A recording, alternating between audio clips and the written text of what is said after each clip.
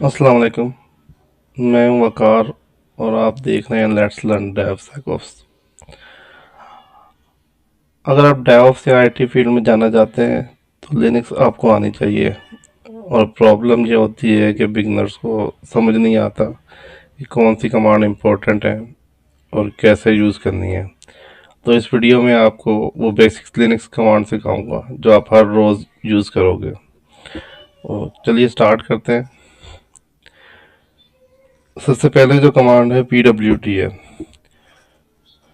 ये आपको बताती है कि आप करंट किस डायरेक्टरी में हो। फॉर एग्जांपल अगर अभी मैं यहाँ पे PWD टाइप करूँगा तो इसने हमें दे दिया स्लैश पाथ कि अभी फ़िलहाल मैं स्लैश पाथ पे मौजूद हूँ। ठीक है।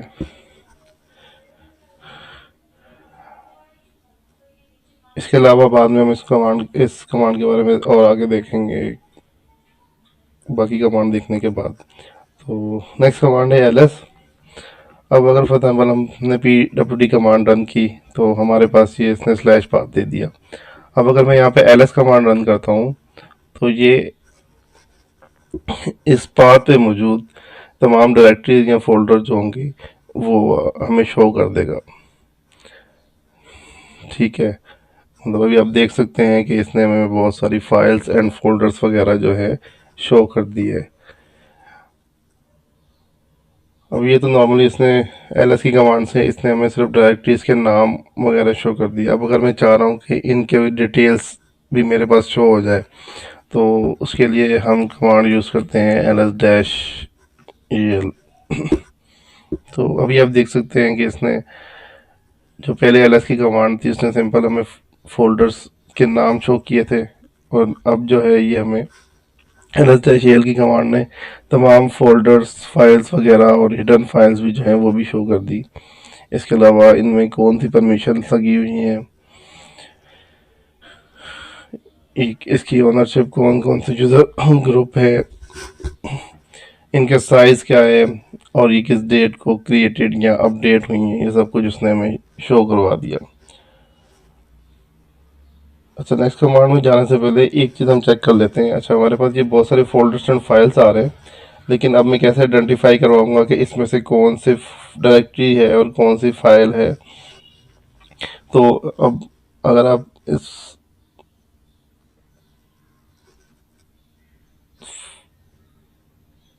बूट की डायरेक्टरी को, ये बूट को देखें, बूट लिखा हुआ है, इसके शुरू में हम देखें तो एक फॉर्मेट दिया हुआ है। ठीक है। इसके शुरू में लिखा हुआ है डी। ठीक है। अब अगर शुरू में डी लिखा हुआ होगा तो इसका मतलब है कि ये एक डायरेक्टरी है। और इसी तरह पहली लाइन देखें Docker dot dot Docker TENV की, तो इसके शुरू में लिखा हुआ है डैश। तो डैश का मतलब होता है कि ये एक फाइल है। ठीक है। तो अब आपको सिंपली यही याद रखना है कि अगर आपके पास शुरू में डी आ रहा होगा इस फॉर्मेट में तो ये एक डायरेक्टरी होगी, बूट एक डायरेक्टरी है, डेव एक डायरेक्टरी है, ETC एक डायरेक्टरी है। और अगर इसके शुरू में डैश आ रहा होगा तो इसका मतलब सिंपल ये है कि वो फाइल है। एक और आ रहा है यहाँ पे बिन। बिन के शुरू में हमारे पास आ रहा है एल। डी भी नहीं आ रहा और डैश भी नहीं आ रहा। तो ये एक सिमलिंक होता है। ठीक है। इसके बारे में हम बाद में पढ़ेंगे, लेकिन अब सिंपल याद कर लें कि जो अगर किसी फोल्डर या फाइल के फॉर्मेट के शुरू में एल आ रहा होगा तो इसका मतलब होगा कि वो एक सिमलिंक है। ठीक है। तो अब नेक्स्ट कमांड की तरफ चलते हैं हम इसके बाद। अब हमारे पास नेक्स्ट कमांड आती है नेविगेशन की कमांड है मेनली CD। CD की कमांड क्या करती है, ये किसी भी डायरेक्टरी के अंदर जाने के लिए या उससे बाहर आने के लिए यूज़ होती है। ठीक है। फॉर एग्जाम्पल मैं यहाँ पे मौजूद था स्लैश पाथ पे और इस पे हमने LS कमांड से तमाम फोल्डर्स एंड फाइल देख लिए। अब लेट सपोज मैं होम की डायरेक्टरी में जाना चाहता हूँ। यहाँ पे हमारे पास एक होम है, इसके शुरू में डी आ रहा है, ऑब्वियसली तो एक डायरेक्टरी है। तो मैं इसके अंदर जाना चाहता हूँ तो मैं टाइप करूँगा CD होम। ठीक है। जैसे ही मैं एंटर करूँगा तो ये आपने देखा पहले हमारे पास स्लैश पाथ आया था यहाँ पे, अब इसने स्लैश होम कर दिया। तो अब हम होम डायरेक्टरी के अंदर आ चुके हैं। तो हमें सिंपल क्या करना है, CD और फोल्डर का नाम लिखना है। तो वो हमें उस फोल्डर के अंदर ले जाएगा। अच्छा, अब ऑलरेडी हम होम फोल्डर के अंदर आ गए। अब हम फॉर एग्जांपल किसी एक ऐसे फोल्डर के अंदर जाना चाहते हैं जो अभी फिलहाल होम में मौजूद नहीं है। लेट्स सपोज पहले हम यहाँ पे एलएस कर लेते हैं, तो आप देख सकते हैं यहाँ जुबंटो का फोल्डर मौजूद है। ठीक है, लेकिन मुझे अभी जुबंटो के फोल्डर में नहीं जाना। मैं चाहता हूँ कि जो हमारा स्लैश पाथ था पहले वाला, उसके किसी फोल्डर में मैं जाना चाहता हूँ। ठीक है, तो अब अगर मैं सी डी वार लिखूंगा यहाँ पे, तो इसने एरर दे दिया कि no such file and directory, क्योंकि मैं होम डायरेक्टरी में मौजूद हूँ और होम डायरेक्टरी में सिर्फ जुबंटो का फोल्डर है।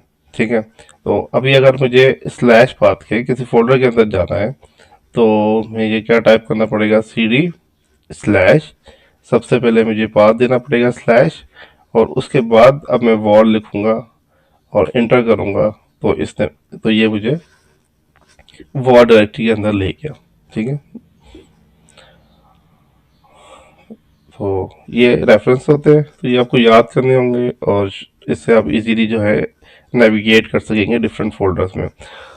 अच्छा, अब लेट सपोज मैं अगर मैं पहले होम के फोल्डर में गया था और मुझे होम और यूबंटू, तो मुझे बेसिकली क्या करना पड़ेगा, पहले मैं होम में जाऊंगा, फिर अगर मुझे यूबंटू के फोल्डर में जाना है तो मुझे दोबारा सीडी कमांड यूज़ करनी पड़ेगी। तो हम डायरेक्ट भी जा सकते हैं यूबंटू के फोल्डर में। मैं सिंपल लिखूंगा C D slash home slash, उसके बाद यूबंटू का नाम से टाइप करूंगा। मेनली जो होम फोल्डर था उसके अंदर यूबंटू था, तो पहले मैंने होम लिखा, फिर यूबंटू लिखा। अब मैं इंटर करूंगा, तो आप देख सकते हैं कि मैं होम जुबंटो के फोल्डर के अंदर आ चुका हूँ। ठीक है, तो ये सी डी कमांड होती है मेनली, नॉर्मली हम किस तरह नेविगेट करते हैं। अब दैट सपोज मैं होम जुबंटो के फोल्डर में मौजूद हूँ और मैं बैक फोल्डर में जाना चाहता हूँ, बजाय ये कि मैं स्लैश होम लिखूँ जुबंटो लिखूँ, मैं चाहता हूँ कि जुबंटो से जो पहले वाला फोल्डर है मैं उसके अंदर चला जाऊँ। तो उसके लिए मुझे क्या टाइप करना होगा, सी डी डॉट डॉट, ये लिख के मैं जैसे ही एंटर करूंगा तो ये मुझे एक फोल्डर बैक ले जाएगा। ठीक है, पहले तो हम रेफरेंस से जा रहे थे कि पहले हम होम फोल्डर के अंदर जाते थे या फिर होम फोल्डर से हम जुबंटो फोल्डर में जाते थे। अब अगर मुझे किसी फोल्डर से एक पीछ फोल्डर पीछे जाना है, तो उसके लिए मुझे क्या टाइप करना होगा, सी डी डॉट डॉट। इसी तरह अब लेट सपोज मुझे दो फोल्डर्स पीछे जाना है, तो मैं क्या लिखूंगा, C D dot dot slash dot dot slash. अब जब मैं एंटर करूंगा तो आप देख सकते हैं कि मुझे स्लैश के फोल्डर में लेके आ गया। ठीक है, तो ये सीडी के कुछ डिफरेंट ऑप्शंस होते हैं सीडी कमांड्स के, जो नॉर्मली हम यूज़ कर रहे होते हैं। तो ये आप इस पे अपनी जो है प्रैक्टिस बना लें। अच्छा, ये तो नॉर्मली हमारी नेविगेशंस हो गई और लिस्टिंग वगैरह की कमांड्स हमने पढ़ ली। ठीक है, अब लेट सपोज मैं होम जुबंटो में आ जाता हूँ। ठीक है, मेरे पास यहाँ पे ये तीन फाइल्स मौजूद है और अब मैं चाहता हूँ कि मैं यहाँ पे कोई फोल्डर क्रिएट करूँ। लेट सपोज मैं यहाँ पे कोई अपना फर्स्ट फोल्डर क्रिएट करता हूँ, एक फोल्डर क्रिएट कर रहा हूँ जिसका नाम फर्स्ट है। ठीक है, तो मुझे क्या करना होगा, एक mkdi की कमांड आती है मेनली। ठीक है, ये कमांड डायरेक्टरी क्रिएट करने के लिए यूज़ होती है। ठीक है, सिंपली अगर मैं लिखूंगा mkdir फर्स्ट और इंटर कर दूंगा, तो एलएस करते हैं, तो इसने एक फर्स्ट का फोल्डर क्रिएट करवा दिया। ठीक है, अब लेट सपोज मुझे फर्स्ट फोल्डर के अंदर कोई फोल्डर क्रिएट करवाना है। ठीक है, मैंने ये देख लिया कि मैंने कैसे एक फोल्डर क्रिएट किया फर्स्ट, लेकिन अब मैं चाह रहा हूँ फर्स्ट फोल्डर के अंदर एक फोल्डर क्रिएट करूँ। फर्स्ट फोल्डर में जाते हैं, देखते हैं यहाँ पे कुछ भी मौजूद नहीं है। ठीक है, हम बैक आ जाते हैं। अब अगर मुझे फर्स्ट फोल्डर के अंदर कोई फोल्डर क्रिएट करवाना है और मैं जो होम जुबंटो की डायरेक्टरी में मौजूद हूँ, सिंपल लिखूंगा फर्स्ट और फर्दर मुझे टेस्ट वन का फोल्डर क्रिएट करना है, मैं इंटर करूँगा, तो इसने कोई एरर नहीं दिया। फर्स्ट में जाते हैं, एलएस करते हैं, तो अब आप देख सकते हैं कि इसने टेस्ट नाम से फोल्डर क्रिएट करवा दिया। ठीक है, ओके। mkdir का एक और ऑप्शन होता है जो एक इम्पोर्टेंट होता है। नॉर्मली जब नॉर्मली तो हमारे यूज़ में नहीं होता, बट मोस्टली जब हम कोई स्क्रिप्टिंग वगैरह कर रहे होते हैं तो उसमें वो काफ़ी काम आता है। तो लेट्स सपोज मुझे एक फोल्डर क्रिएट करना है, सेकंड फोल्डर, और उसके अंदर कोई मैंने टेस्ट1 का फोल्डर क्रिएट करना है। ठीक है, अब अगर मैं यहाँ पे mkdir लिख के इंटर करता हूँ तो इसने मुझे एरर दे दिया, mkdir can not create directory second slash no such file directory. Okay, तो mkdir कमांड क्या करती है कि जो आपकी पहले जो होती है फोल्डर होता है वो सेकंड, ठीक है, वो चेक करती है कि अगर ये फोल्डर एग्जिस्ट करता है, ठीक है, और उसके अंदर जाके फिर आपका टेस्ट1 फोल्डर क्रिएट करवा देता है सिंपली। तो अभी क्या हुआ कि हम लोग यहाँ पे होम बंटो में हमने सिर्फ फर्स्ट का फोल्डर क्रिएट किया था, तो जब हमने ये कमांड रन की तो उसको सेकंड का फोल्डर नहीं मिला, तो उसकी वजह से उसने एरर दे दिया। तो इसके लिए हमें क्या करना होगा, नॉर्मली mkdir में एक ऑप्शन आता है mkdir dash p second slash test one. अब जब मैं इंटर करूंगा तो ये क्या करेगा कि तमाम जो फोल्डर्स होंगे हमारे, सेकंड में टाइप किया उसके बाद स्लैश टेस्ट1 किया, तो पहले ये सेकंड फोल्डर क्रिएट करेगा और उसके बाद उसके अंदर एक टेस्ट फोल्डर क्रिएट कर देगा। अब मैं एलएस करके देखता हूँ, देखिए हमारे पास सेकंड फोल्डर आ गया। अब सेकंड फोल्डर के अंदर जाता हूँ मैं, तो आप देख सकते हैं कि इसके अंदर टेस्ट फोल्डर भी मौजूद है। ठीक है, तो ये हो गई mkdir की कमांड। अच्छा, आगे जाने से पहले हमने शुरू में pwd की कमांड पढ़ी थी, जो कि मेनली किस आपको बताती है कि आप किस डायरेक्टरी में हो या आपका फिलहाल पाथ क्या है। ठीक है, अभी मैं दोबारा वही कमांड टाइप करके देखता हूँ। ठीक है, अब आप देख सकते हैं कि शुरू में जब हमने वो कमांड टाइप की थी तो ये हमें सिर्फ स्लैश पाथ दिखा रहा था कि हम स्लैश पाथ पे है। तो अभी जब मैंने pwd की कमांड यूज़ की तो ये हमें बता रहा है कि हम स्लैश होम स्लैश बंटो की डायरेक्टरी में हैं। ठीक है, तो ये नॉर्मली pwd कमांड का पर्पज होता है। अच्छा, हमने फोल्डर्स क्रिएट करके देख लिए। अब नेक्स्ट जो है वो मैं चाहता हूँ कि इस फोल्डर के अंदर कोई फाइल क्रिएट करूँ। ठीक है, तो वो मैं कैसे कर सकता हूँ, तो चले फर्स्ट फोल्डर के अंदर चलते हैं। ठीक है, अब अगर मुझे सिंपली कोई फाइल क्रिएट करनी है तो सबसे पहले हमारे पास कमांड आती है टच की। ठीक है, टच की कमांड क्या करती है कि आप भी कोई भी फाइल जिस नाम से भी आप क्रिएट करना चाहते हो वो क्रिएट कर देती है। लेट्स सपोज मुझे फाइल क्रिएट करनी है, मैं इसको नाम दे देता हूँ hello.txt। ठीक है, वायरस करके चेक करते हैं, तो आप देख सकते हैं कि इसने hello.txt के नाम से फाइल क्रिएट कर दी।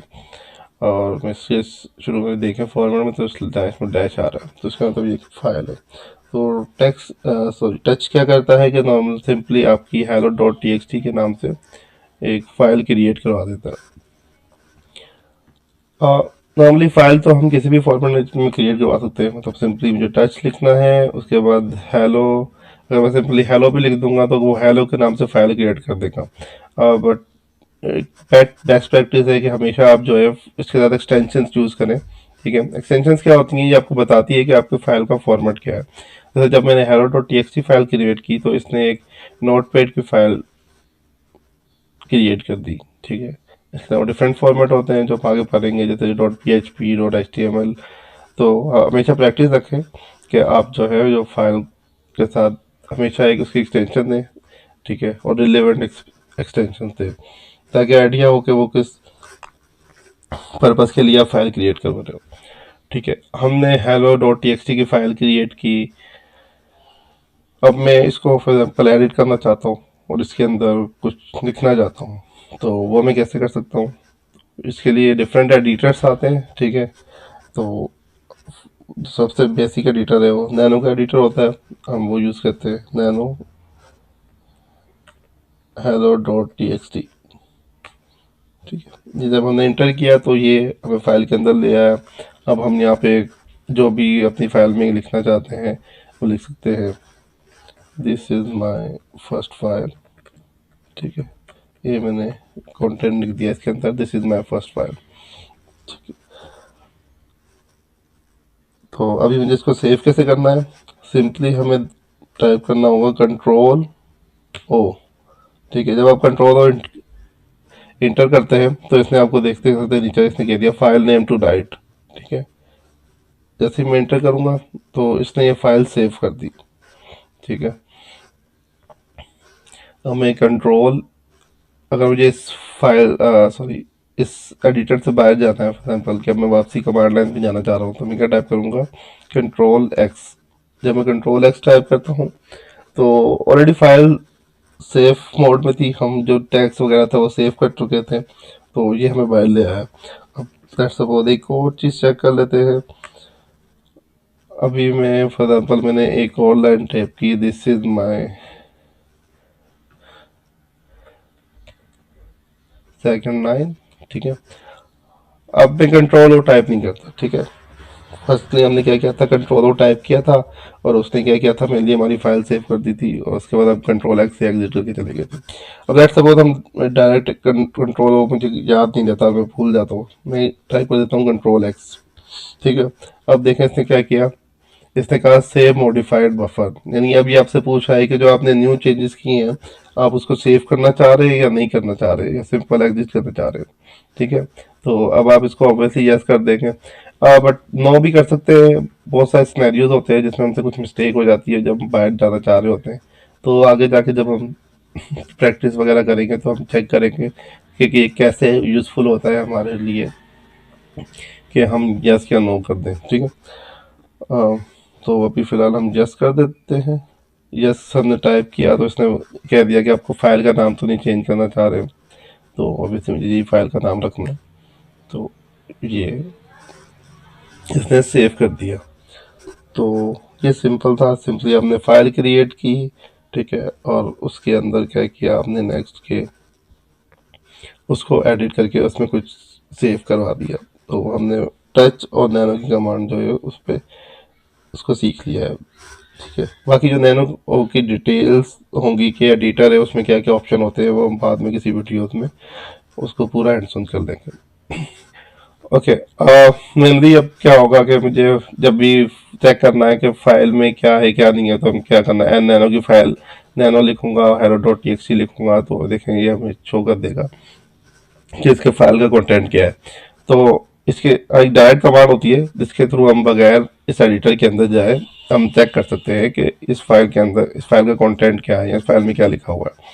तो मैं क्या लिखूंगा, कैट हेलो। अच्छा, एक और चीज़ इससे पहले आगे जाए, आ, अब मोस्टली मुझे क्या करना पड़ रहा है कि बार बार पूरी फाइल का नाम लिखना पड़ रहा है। ठीक है, तो लिनक्स में एक शॉर्टकट होता है, सिंपल आप टू करेक्टर्स जो है वो टाइप करें, जो भी आपकी फाइल या फोल्डर आ रही है, उसके बाद आप सिंपल टैब का बटन दबा दें। ठीक है, टैब का बटन दबाएंगे तो वो आपको क्या करेगा कि आपका वो ऑप्शन दे देगा कि ये आपकी फाइल ऑलरेडी मौजूद है। ठीक है, और वो खुद आपका पूरा का पूरा आगे का जो करेक्टर्स होंगे, फाइल का नाम होगा, वो शो कर देगा, खुद ही लिख देगा आपकी तरफ से। तो मुझे ये है कि पूरी की पूरी फाइल का नाम नहीं लिखना पड़ेगा। ठीक है, ये पॉइंट था जो मैंने कहा कि बताना ज़रूरी है, बजाय कि आप पूरी पूरी टैक्स मतलब फाइल के नाम लिखते रहे, आप सिंपल टैब का बटन दबाए टू कैरेक्टर्स लिख के, तो वो आपको ऑप्शन दे देगा जिसमें से आप चूज कर लें। ठीक है, तो हम कैट का पढ़ रहे थे, तो आप कैट और फाइल का नाम लिखेंगे तो ये आप देख सकते हैं इसने मुझे जो भी इसके अंदर कंटेंट था वो शो करवा दिया कि मेरी इस फाइल में हमने ये दो लाइनें लिखी थी, this is my first file and this is my second line. तो नॉर्मली ये कैट की कमांड करती है, मोस्टली जो है वो आपको कंटेंट रीडिंग के लिए यूज हो रही होती है।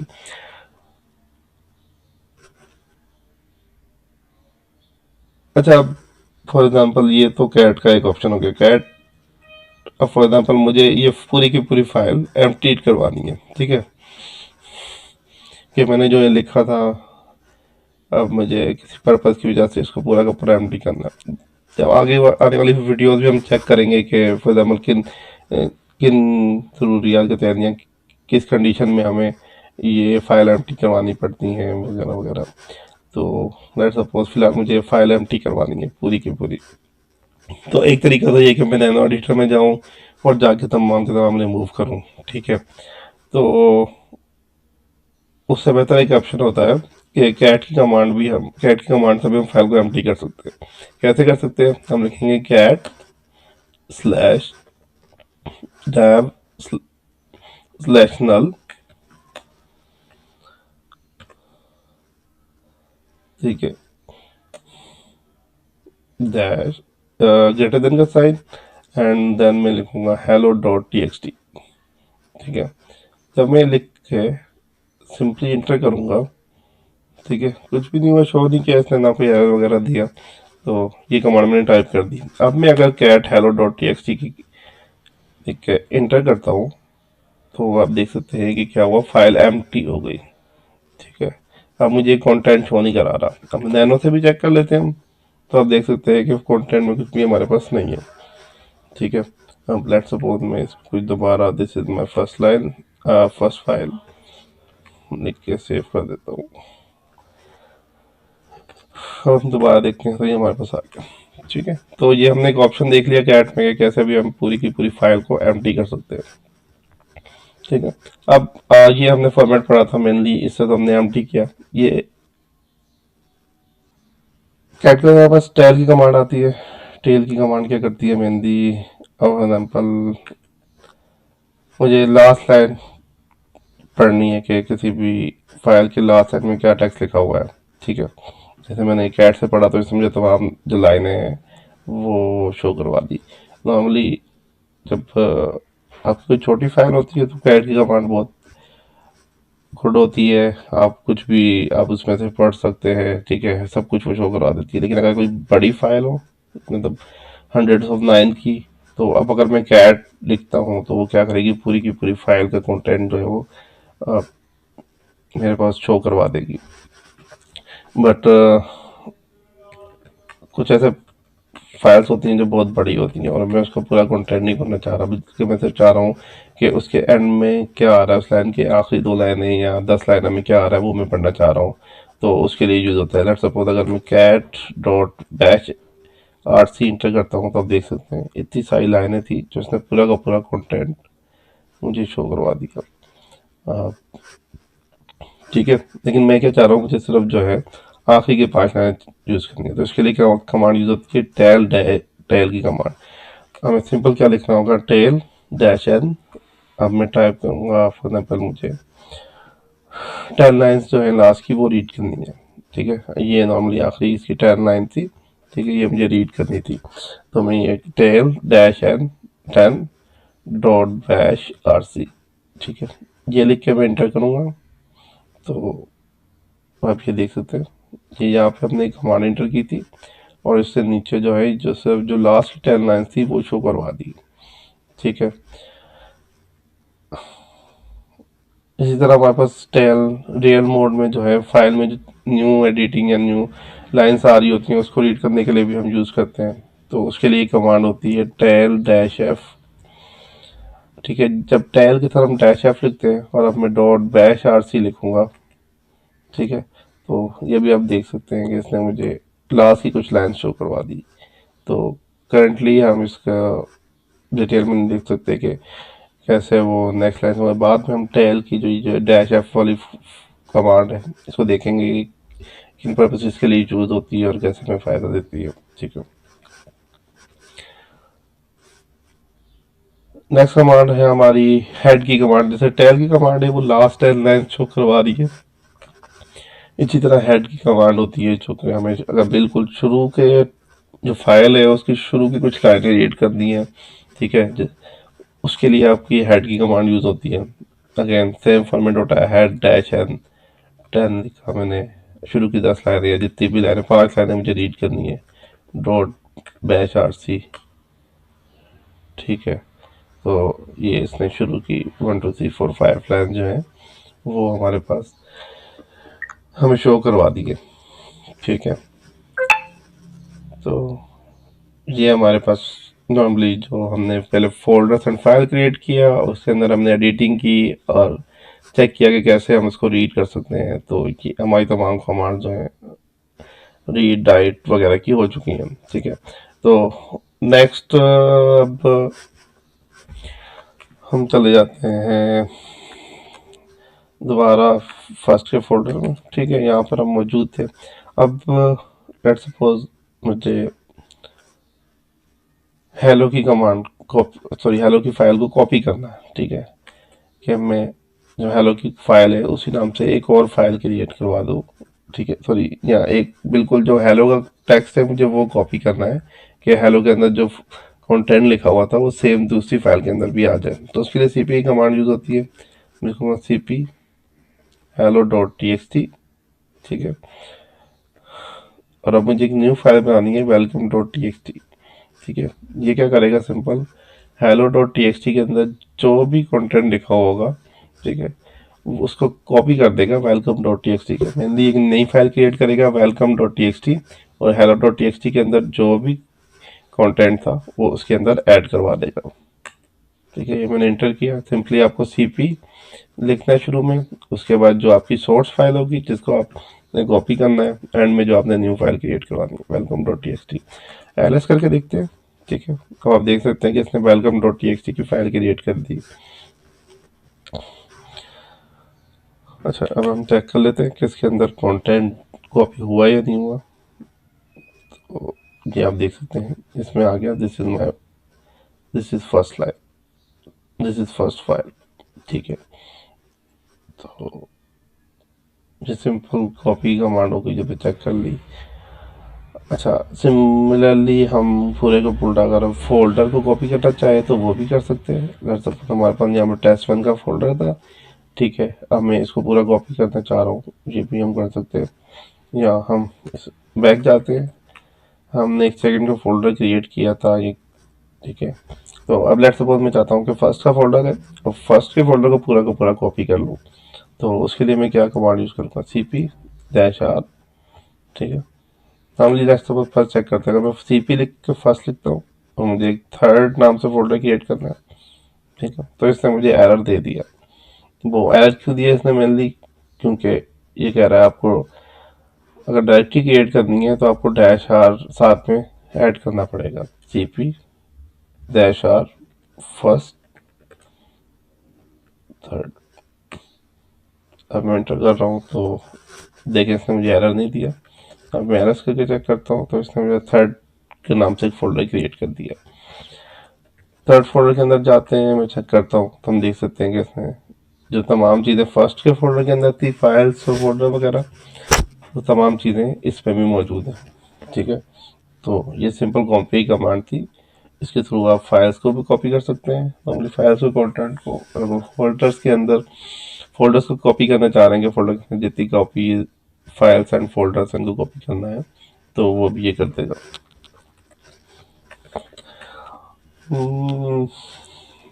चलो, कॉपी की कमांड देख ली। नेक्स्ट, अब लेट्स सपोज बजाय ये कि मैं कॉपी करने के मैं अपनी फाइल का नाम चेंज करना चाह रहा हूँ, ठीक है, सिंपली मुझे अपनी फाइल कॉपी नहीं करनी, बजाय इसके बजाय मैंने अपनी फाइल का नाम चेंज करना है, ठीक है। जैसे hello.txt था तो इसको मैंने welcome.txt लिख दिया, या जो भी मुझे नया नाम देना हो। तो उसके लिए कमांड यूज़ होती है mv की, ठीक है। सिंपली क्या करती है, मेनली जो mv जो कमांड है वो कट के लिए यूज़ होती है, ठीक है। कट क्या करती है कि आपकी एक फाइल को चेंज कर देती है, ठीक है, या एक लोकेशन से को उठा के रिमूव करके दूसरी लोकेशन में मूव कर देती है, ये इसका पर्पज़ होता है, ठीक है। तो लिनक्स पे रीनेम के लिए भी सिंपली यही कमांड यूज़ हो जाती है कि ये क्या करती है कि सिंपली आपको वहाँ से रिमूव करके एक नए नाम से क्रिएट कर देती है। तो कोई अलग कमांड यूज़ नहीं होती लिनक्स में रीनेम के लिए, जैसे कि आप विंडोज़ में हमारे पास कट के लिए एक अलग कमांड होती है और रीनेम के लिए एक अलग कमांड होती है, ठीक है। तो अगर मैं mv hello.txt लिखता हूँ, वेलकम के नाम से तो ऑलरेडी मौजूद थी, अब हम दे देते हैं content.txt के नाम से मुझे फाइल क्रिएट करनी है, ठीक है। अब सिंपली जब मैं इंटर करूँगा तो ये क्या करेगा, hello.txt हमारे पास शो नहीं होगा बल्कि सिर्फ content.txt शो होगा, ठीक है। अब आप देख सकते हैं तो इसने सिंपल क्या किया कि हमारी जो फाइल थी उसको रीनेम कर दिया। ठीक है, सिंपल टर्म्स में उसने फाइल का नाम रीनेम कर दिया।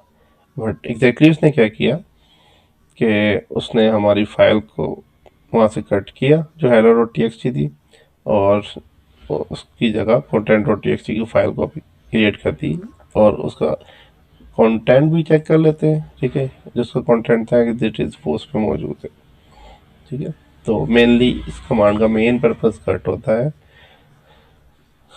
बट रीनेम के लिए भी यूज हो जाता है, तो ये हमने चेक कर लिया। अब लेट सपोज मैं चाह रहा हूँ कि इस कंटेंट डॉट फाइल को किसी और पोजीशन पे मूव करवा दूँ या कट कर दूँ, तो उसके लिए मैं क्या, उसके लिए भी एमवी की कमांड यूज होगी। ठीक है, सिंपली एमवी कंटेंट लिखा मैंने, कंटेंट डॉट टी।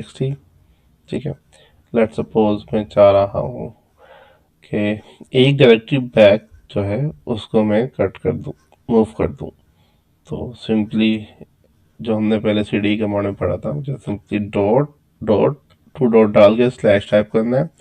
ठीक है, तो एम वी फाइल का नाम टू डॉट डाल के स्लैश, अब मैं इंटर करूँगा, एल करता हूँ।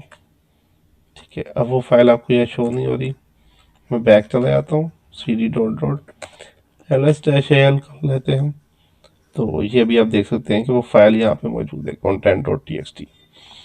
ठीक है, तो सिंपली ये इसने जो फाइल थी उसको मूव कर दिया एक डायरेक्टरी बैक। ठीक है, इसी तरह फोल्डर अगर आपको मूव करना है तो एम वी की कमांड के थ्रू वो भी मूव हो जाएगा। लेट्स सपोज मैं फर्स्ट में चले जाता हूँ दोबारा, अब मुझे फोल्डर मूव करना है test1। ठीक है, पूरा फोल्डर मूव करना। अच्छा, एक डायरेक्टरी बैक जाने वाला तो हमने शो कर लिया था। अब हम रिलेट दूसरे पाथ के थ्रू भी चेक कर लेते हैं कि अगर मुझे किसी स्पेसिफिक पाथ पे फाइल मूव करनी है तो वो कैसे करूँगा। अगेन सिंपल है, आप एम वी लिखो, test1 लिखो, पूरी की पूरी डायरेक्टरी। अब मुझे इसको हो स्लैश हो, इसको हमें एक डायरेक्टरी बैक नहीं भेजना, बल्कि फॉर एग्जांपल मुझे इससे स्लैश होम स्लैश यूबेंटो की डायरेक्टरी में भेजना है, तो मैं सिंपल क्या लिखूँगा, स्लैश होम स्लैश यूबेंटो। ठीक है, अब मैं उसका पूरा का पूरा पाथ दे दूंगा डॉट डॉट स्लैश की जगह, तो ये क्या करेगा, मुझे उस पाथ पे इसको कट कर देगा या मूव कर देगा। मैं एलएस करता हूँ तो देख सकते हैं वो डायरेक्टली यहाँ से रिमूव हो गई। मैं सी डी डॉट डॉट करता हूँ और यहाँ पे जाके एल एस डैश एल कर लेता हूँ, तो ये आप देख सकते हैं टेस्ट की डायरेक्टरी भी यहाँ पे मौजूद है।